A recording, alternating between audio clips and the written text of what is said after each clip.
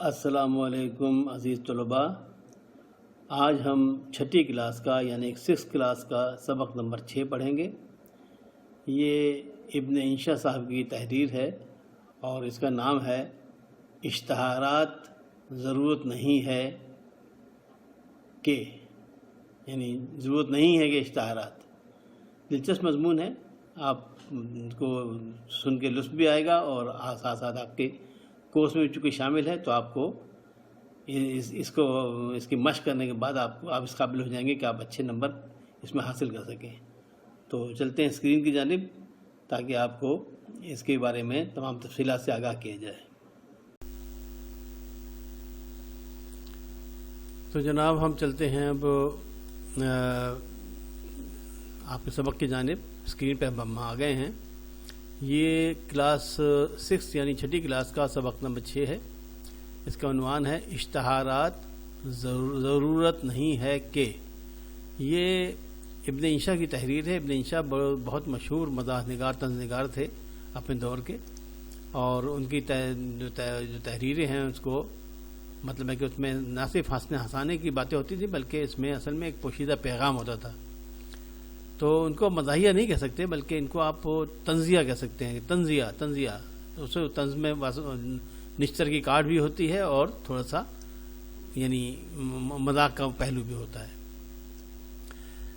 تو شروع کرتے ہیں کہ ایک بزرگ اپنے نوکر کو فہمائش کر رہے تھے کہ تم بالکل گھامڑ ہو۔ گھامڑ کہتے ہیں گاودی بیوقوف کو۔ تم بالکل گھامڑ ہو۔ دیکھو میر صاحب کا نوکر ہے اتنا دور اندیش کہ میر صاحب نے بازار سے بجلی کا بلب منگوایا تو اس کے ساتھ ہی ایک بوتل مٹی کے تیل کی اور 2 موم بتیاں بھی لے آیا کہ بلب فیوز ہو جائے تو لالٹین سے کام چل سکتا ہے، اور اس کی چمنی ٹوٹ جائے، یہ بتی ختم ہو جائے تو موم بتی روشن کی جا سکتی ہے۔ تم کو ٹیکسی لینے بھیجا تھا تو تم آدھے گھنٹے بعد ہاتھ لٹکاتے آ گئے۔ کہا کہ جی ٹیکسی تو ملی نہیں، تو ملتی نہیں، موٹر رکشہ کہتے ہیں تو لیتا ہوں۔ میر صاحب کا نوکر ہوتا تو موٹر رکشہ لے کر آیا ہوتا تاکہ دوبارہ جانے کی ضرورت نہ پڑتی۔ نوکر بہت شرمندہ ہوا اور آقا کی بات پلے باندھ لی۔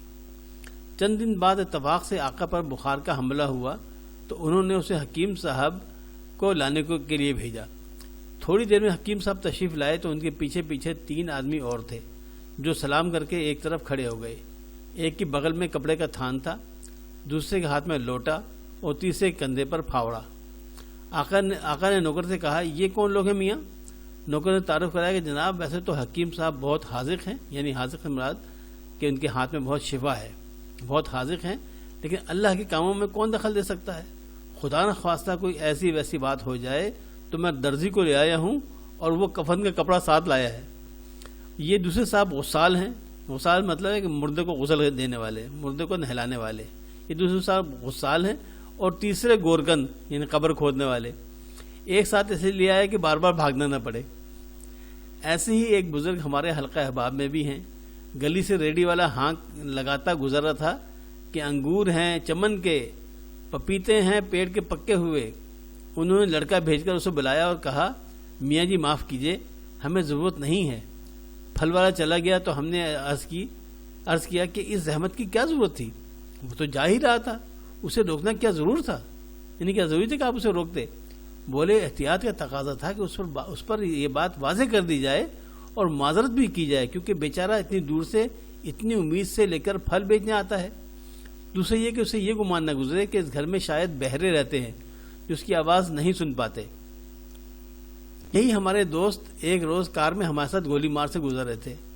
ایک جگہ لکھا ہے تشریف لائیے، ربڑی قلفی اور لسی تیار ہے۔ انہوں نے فوراً کار ٹھہرائی اور دکاندار سے کہا کہ پہلی بات تو یہ کہ ہمارے پاس فرصت نہیں، ہم ضروری کام سے جا رہے ہیں۔ دوسرے قلفی اور ربڑی ہم نہیں کھاتے، اور لسی کا بھلا یہ کون سا موسم ہے؟ بہرحال تمہاری پیشکش کا شکریہ۔ وہ تو بیٹھا سنا کیا اور نہ جانے کیا کیا سمجھا کیا، یعنی وہ سمجھا کہ یہ باولا ہے، الٹی سیدھی باتیں کر رہا ہے، پتہ نہیں کیا ہو گیا اس کو۔ کار میں واپس بیٹھتے ہوئے ہمارے دوست نے وضاحت کی کہ یہاں کے لوگ ان آداب کو کیا جانیں، یہاں تو دعوت نامہ آتا ہے، اس کے نیچے RSVP لکھا ہوتا ہے کہ جواب سے مطلع فرمائیے۔ جن کو شریک نہیں ہونا ہوتا وہ بھی چپ بیٹھ رہتے ہیں۔ میزبان کو مطلع کرنا ضروری نہیں سمجھتے کہ بندہ حاضر ہونے سے معذور ہے، اس بیچارے کا کھانا ضائع ہو جاتا ہے، کھانا ضائع جاتا ہے۔ ہم نے غور کیا تو معلوم ہوا کہ ہم خود انہی آداب سے بے بہرہ لوگوں میں سے ہیں۔ لوگ اخباروں میں طرح طرح کے اشتہار چھپواتے ہیں کہ ہم پڑھ کر ان کی طرف متوجہ ہوں، لیکن ہم انہیں پڑھ کر ایک طرف ڈال دیتے ہیں۔ کوئی ہمارے لیے ٹھیکے کا بندوبست کرتا ہے اور ٹینڈر نوٹس شائع کرتا ہے، کسی کو ہمارے ہاتھ پلاٹ یا مکان بیچنا ہوتا ہے، کوئی ہمیں یہ اطلاع دیتا ہے کہ اس نے اپنے نالائق فرزند کو جائیداد سے آگ کر دیا ہے، کہیں کسی کی کوشش ہوتی ہے، آگ کرنا کہتے ہیں جائیداد سے آگ کرنا، اس کو اپنے فرزندی سے یا بیٹا ہونے سے نکال دیا اور اب اس کا جائیداد سے کوئی تعلق نہیں، جائیداد سے آگ کر دیا۔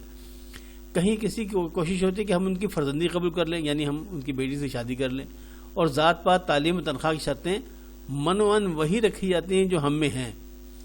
کوئی ہمیں گھر بیٹھے لاکھ روپے کمانے کا لالچ دیتا ہے، کوئی شارٹ ہینڈ سکھانے کی کوشش کرتا ہے۔ بہت سے کالج مشتاق ہیں کہ ہم ان کے ہاں داخلے لیں، اور بعضے اپنی کاریں اور ریفریجریٹر معقول قیمت پر ہماری نظر کرنے کی فکر میں رہتے ہیں۔ سمجھ میں نہیں آتا کہ ان سب ضرورت مندوں سے آدمی کیسے عہدہ برا ہو، یعنی ان تمام کی ضرورتیں کیسے پوری کرے۔ بہت سوچنے کے بعد یہ ترکیب ہماری سمجھ میں آئی ہے کہ ہم ضرورت ہے کا اشتہار چھپوا دیں۔ ہماری دانش میں ان اشتہارات کی صورت کچھ اس قسم کی ہونی چاہیے۔ اب کیسی ہونی چاہیے یہ دیکھیے، سننے والی بات ہے۔ پہلا ہے اشتہار، کرائے کے لیے خالی نہیں ہے، 400 گز پر 3 بیڈ روم کا ایک ہوادار بنگلہ نما مکان جس میں نلکا ہے اور عین دروازے کے آگے کارپوریشن کا کوڑا ڈالنے کا ڈرم بھی کرائے پر دینا مقصود نہیں ہے۔ نہ اس کا کرایہ 300 روپے ماہوار ہے اور نہ 6 ماہ پیشگی کرائے کی شرط ہے۔ جن صاحب کو کرائے کے مکان کی ضرورت ہو وہ فون نمبر 34567 پر رجوع نہ کریں، کیونکہ اس کا کچھ فائدہ نہیں۔ یہ اشتہار شائع کرانا چاہتے ہیں۔ نمبر 2، اطلاع عام۔ راقم محمد دین ولد فتح دین، راقم کہتے ہیں لکھنے والے کو، راقم یعنی جو شخص لکھ رہا ہے، راقم محمد دین ولد فتح دین، یہ محمد دین کا نام نہیں ہے۔ راقم مطلب ہے کہ جو تحریر کر رہا ہے اس کا نام ہے۔ راقم محمد دین ولد فتح دین کریانہ مرچنٹ یہ اطلاع دینا ضروری سمجھتا ہے کہ اس کا فرزند رحمت اللہ نہ نافرمان ہے نہ اوباشوں کی صحبت میں رہتا ہے، یعنی نہ تو وہ نافرمان ہے نہ وہ بدماشوں کی صحبت میں رہتا ہے، لہذا اسے جائیداد سے آگ کرنے کا کوئی سوال پیدا نہیں ہوتا۔ آئندہ جو صاحب اسے کوئی ادھار وغیرہ دیں گے وہ میری ذمہ داری پر دیں گے۔ اچھا جی، اگلا اشتہار کیا ہے؟ ضرورت نہیں ہے، یعنی عام طور پر تو اشتہار ہوتا ہے ضرورت ہے، یہاں لکھا ہے ضرورت نہیں ہے۔ فرماتے ہیں کار مارس مائنر ماڈل 1959 بہترین کنڈیشن میں ایک بے آواز ریڈیو، نہایت خوبصورت کیبنٹ، ایک ویسپا موٹر سائیکل اور دیگر گھریلو سامان، پنکھے، پلنگ وغیرہ قسطوں پر یہ بغیر قسطوں کے ہمیں درکار نہیں۔ ہمارے ہاں خدا کے فضل سے یہ سب چیزیں پہلے سے موجود ہیں۔ اوقات ملاقات 3 تا 8 بجے شام۔ اچھا جی، اگلا اشتہار کیسے فرماتے ہیں؟ عدم ضرورت رشتہ، یعنی رشتے کی ضرورت نہیں ہے۔ عدم کا مطلب ہے یہ نہ ہونا، کہ ضرورت رشتے کی ضرورت نہیں ہے۔ کیا فرماتے ہیں؟ ایک پنجابی نوجوان برسر روزگار، آمدنی تقریباً 1500 روپے ماہوار کے لیے کسی باسلیقہ، خوبصورت، شریف خاندان کی تعلیم یافتہ دوشیزہ کے رشتے کی ضرورت نہیں ہے، کیونکہ لڑکا پہلے سے شادی شدہ ہے، خط و کتابت صیغہ راز میں نہیں رہے گی۔ اس کے علاوہ بھی بے شمار لڑکے اور لڑکیوں کے لیے رشتے مطلوب نہیں ہیں۔ پوسٹ باکس نمبر فلاں کراچی۔ اگلا اشتہار کیسا ہوگا ان کے خیال میں؟ دیکھیے، کراچی کے اکثر کالج آج کل انٹر اور ڈگری کلاسوں میں داخلے کے لیے اخباروں میں دھڑا دھڑ اشتہار دے رہے ہیں۔ یہ سب اپنا وقت اور پیسہ ضائع کر رہے ہیں۔ ہمیں ان کے ہاں داخل ہونا مقصود نہیں، ہم نے کئی سال پہلے ایم اے پاس کر لیا تھا۔ چلو جی، یہ چاہتے ہیں کہ اس قسم کے اشتہار دیے جائیں۔ کیا یہ کتاب تھی خمار گندم، یہ ابن عشر صاحب کی کتاب تھی۔ اب جناب ہم چلتے ہیں مشق کی جانب۔ مشق میں کیا سوالات پوچھے گئے ان کے جواب دیتے ہیں۔ سوال نمبر 1 ہے کہ سوالات کے مختصر جواب دیں۔ الف، میر صاحب کے نوکر میں کیا خوبی تھی؟ تو اس کا جواب ہے بہت دور اندیش تھا۔ بے، بزرگ نے اپنے نوکر کو کیا لینے بھیجا تھا؟ اس کا جواب ہے ٹیکسی لینے۔ جیم، آقا پر کس چیز کا حملہ ہوا؟ اس کا جواب ہے بخار کا. دال سبق میں موجود اشتہارات کے عنوانات کیا ہیں؟ جواب کرائے کے لیے خالی نہیں ہے، ضرورت نہیں ہے، عدم ضرورت رشتہ اور داخلے جاری نہ رکھیے. ہے اطلاع عام میں کریانہ مرچنٹ کا نام کیا تھا؟ جواب ہے محمد دین ولد فتح دین. عدم ضرورت رشتہ کا کیا مطلب ہے؟ اس کا جواب ہے رشتہ کی ضرورت نہیں. زے پنجابی نوجوان کو رشتے کی ضرورت کیوں نہ تھی؟ جواب کیونکہ وہ پہلے سے شادی شدہ تھا. ہے کس شہر کے کالج داخلے کے لیے اشتہار دے رہے تھے؟ جواب کراچی کے. درج ذیل الفاظ کا تلفظ اعراب کی سے واضح کریں. غسال، زحمت، معذرت، حاذق، دور اندیش. تو یہ تمام اعراب میں نے اس پہ لگا دیے ہیں، یہ آپ دیکھ لیجئے اور ان کو نوٹ فرما لیجئے. سوال نمبر 3. درج ذیل محاورات کو اس طرح جملوں میں استعمال کریں کہ ان کا مفہوم واضح ہو جائے. ہاتھ لٹکاتے آنا، پلے باندھ لینا، عہدہ برا ہونا، سوال پیدا ہونا.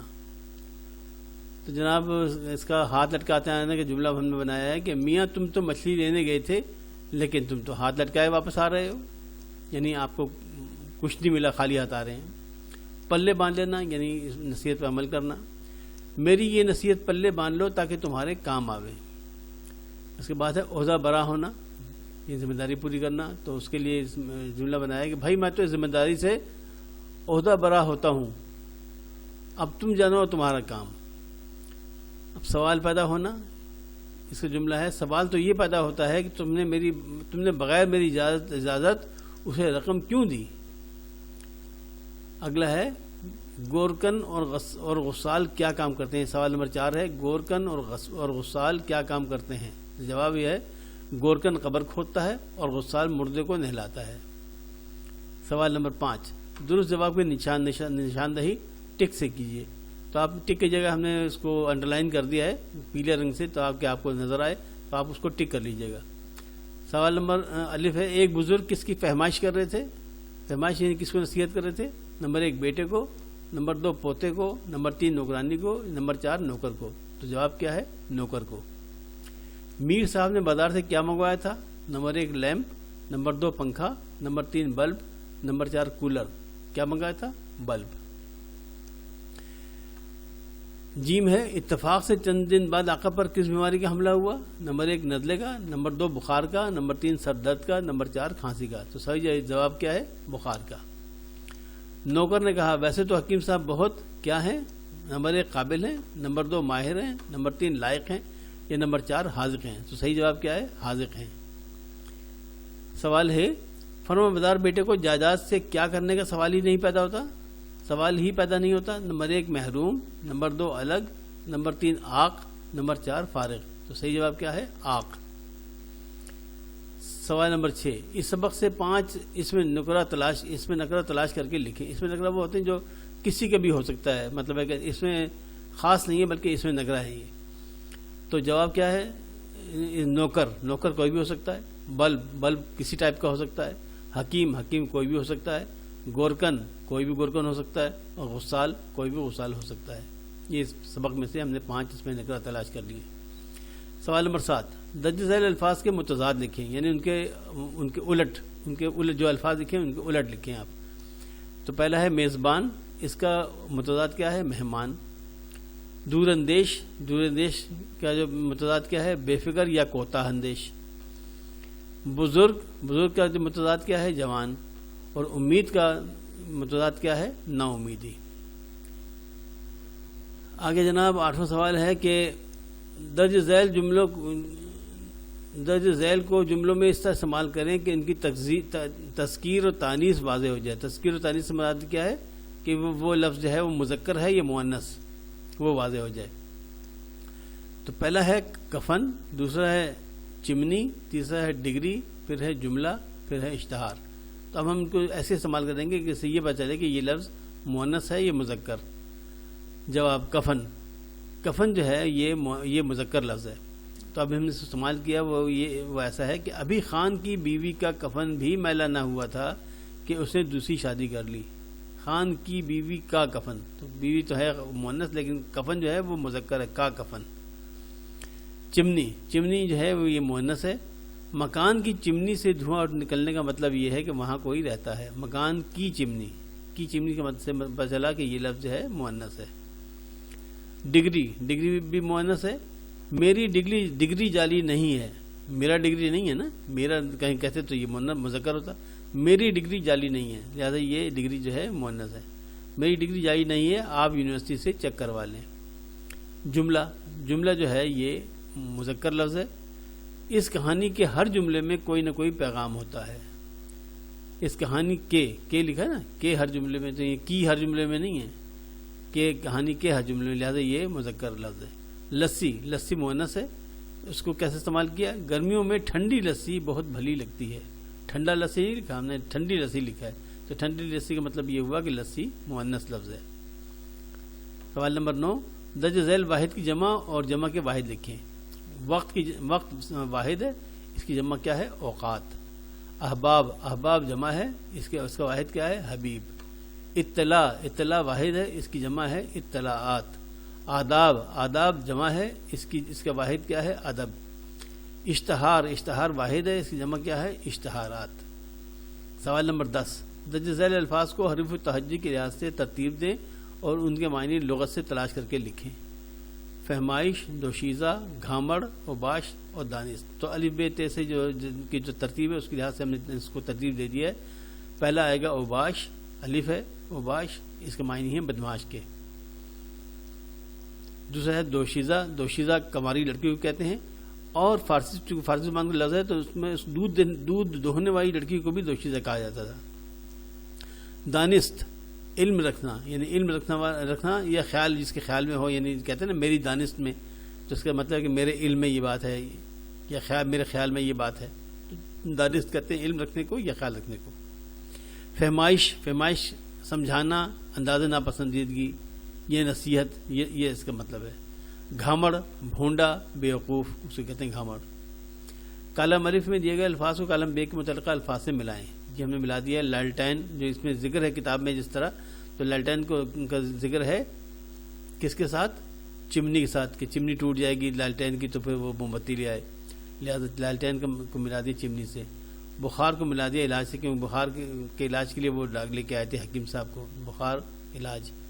پھر درزی ہے, درزی کے ساتھ وہ کفن, کیونکہ درزی صاحب آئے تھے تو ان کے بغل میں کفن بھی تھا. پھر دوشیزہ کیا ہے؟ لڑکی ہے یہ. میر صاحب کا نوکر کیا تھا؟ دور اندیش. اور بزرگ کا نوکر کیا تھا؟ بزرگ کا نوکر جو ہے وہ تھا گھامڑ.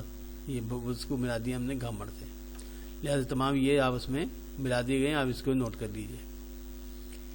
متلازم یا گروہی الفاظ, ایسے الفاظ جن کو زبان پر لاتے ہی ان سے متعلقہ اور بہت سے الفاظ ذہن میں آ جائیں. متلازم یا گروہی الفاظ اسے کہلاتے ہیں. مثلا باغ کا جب لفظ آپ کہتے ہیں تو ذہن میں کیا آتا ہے کہ باغ میں کیا ہوتے ہیں؟ درخت ہوتے ہیں, پودے ہوتے ہیں, کانٹے ہوتے ہیں, شاخیں ہوتی ہیں, پتے, پھول, پھل, گھاس, پرندے, یہ سب ذہن میں فوراً آ جاتے ہیں. اب آپ درج ذیل الفاظ کے متلازم الفاظ لکھیں.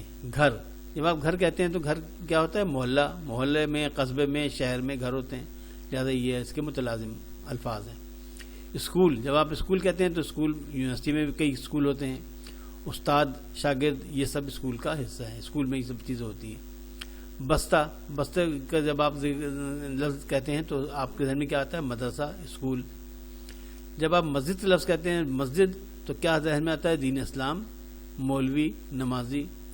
اس کے بعد ہے ہسپتال. جب آپ ہسپتال کا لفظ کہتے ہیں تو آپ کے ذہن میں کیا آتا ہے؟ مریض, ڈاکٹر اور نرس. تو جناب آپ کا یہ مشق یہاں ختم ہو گئی.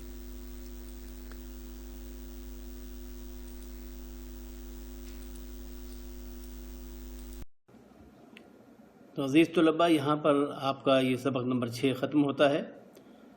اب جب ہم اگلی ویڈیو اپلوڈ کریں گے تو انشاءاللہ اس میں اگلے سبق آپ کے بارے میں آپ کو تفصیلات بتائی جائیں گی. لیکن آپ سے گزارش ہے کہ آپ میرے چینل کو سبسکرائب کر لیجئے اور بیل آئیکن کو دبا کر آل کو کلک کر دیجئے, تاکہ آپ کو تمام نوٹیفیکیشن جو ہی میں کوئی نئی ویڈیو اپلوڈ ہو آپ کو فوراً اس کے اطلاع ہو جائے. لیکن میں پھر آپ سے یہی کہوں گا کہ اپنے دوستوں کو اس کے بارے میں بتائیے, کیونکہ اس محنت کا صلہ جو ہے وہ یہی ہے کہ تمام طلباء جو بھی اس کورس سے, جن کے کورس میں تمام چیزیں شامل ہیں, ان لوگوں کو اس کا فائدہ پہنچے. تو براہ کرم اس علم کی روشنی کو پھیلانے میں آپ میرا ساتھ دیجیے اور اس کو آگے لوگوں تک پہنچائیے۔ السلام علیکم ورحمۃ اللہ وبرکاتہ۔